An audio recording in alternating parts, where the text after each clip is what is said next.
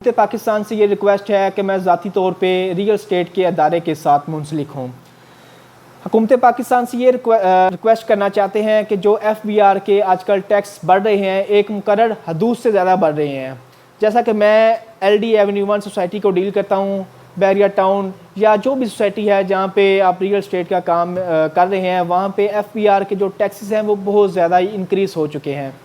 आज से चंद साल पहले जो टैक्सेस है वो 1% थे, जबकि उसके बाद 2% और अब के 3% हो चुके हैं, जिससे रियल स्टेट का कारोबार एकदम रुक चुका है। और रियल स्टेट का काम रुकने की वजह से सिर्फ़ और सिर्फ रियल स्टेट के कारोबार को नुकसान नहीं होता है, इससे तमीराती शोबा है वो भी रुकता है। जब तमीराती शोबा रुकता है तो जो दूसरी इंडस्ट्रीज़ हैं वो भी वर्क में बिल्कुल नहीं आती। तो E7 का जो टैक्स था लगाया था सेलर पे, उसको ख़त्म किया है, तो रियल स्टेट के जो कारोबार है उस पर कदरन बेहतरी आई है। तो मेरी हुकूमत पाकिस्तान से ये रिक्वेस्ट है कि E7 का एक छोटा सा टैक्स मुआफ़ करने पे जबकि कारोबारी में बेहतरी आ सकती है, तो FBR की तरफ से जो दूसरे टैक्स एक मुकर्रर हदूद से एक्स्ट्रा लगाए जा रहे हैं 3% तक हो चुके हैं। आप अगर एक प्लॉट लेते हैं, शॉर्ट सी इन्वेस्टमेंट करते हैं, इसको सेल करते वक्त आपको 3 से 4% FBR का सिर्फ़ और सिर्फ टैक्स पे करना होता है। इसके अलावा एक्साइज का NOC होता है, प्रॉपर्टी टैक्स होता है, आपको प्लॉट्स के सोसाइटी के अखराजात आ जाते हैं, इस पे NOC लें, इस पे बिल्डिंग पीरियड पे करें, आप इस पे सोसाइटी के जो मेंटेनेंस चार्जेस हैं वो पे करें।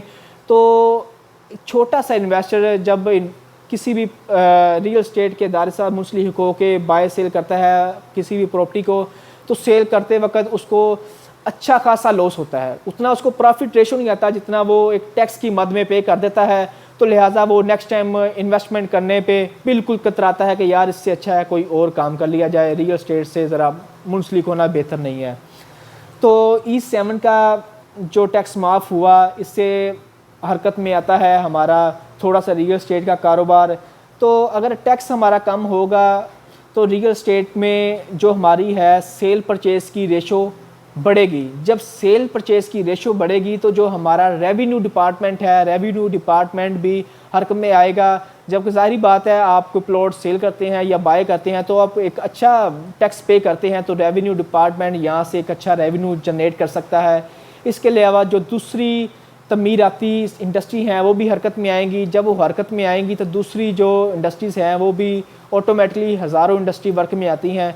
तो हुकूमत पाकिस्तान से मेरी ये रिक्वेस्ट है कि ख़ास तौर पे जो कि FBR के टैक्स हैं इनको पहले की तरह 1% ही कर दिया जाए और इससे रियल स्टेट का कारोबार चलेगा।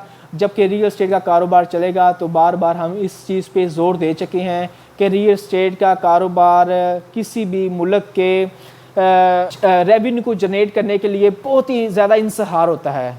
इसका डिपेंड करता है कि रियल स्टेट का अगर कारोबार हो रहा है तो इसे आप अच्छा जनरेट कर सकते हैं।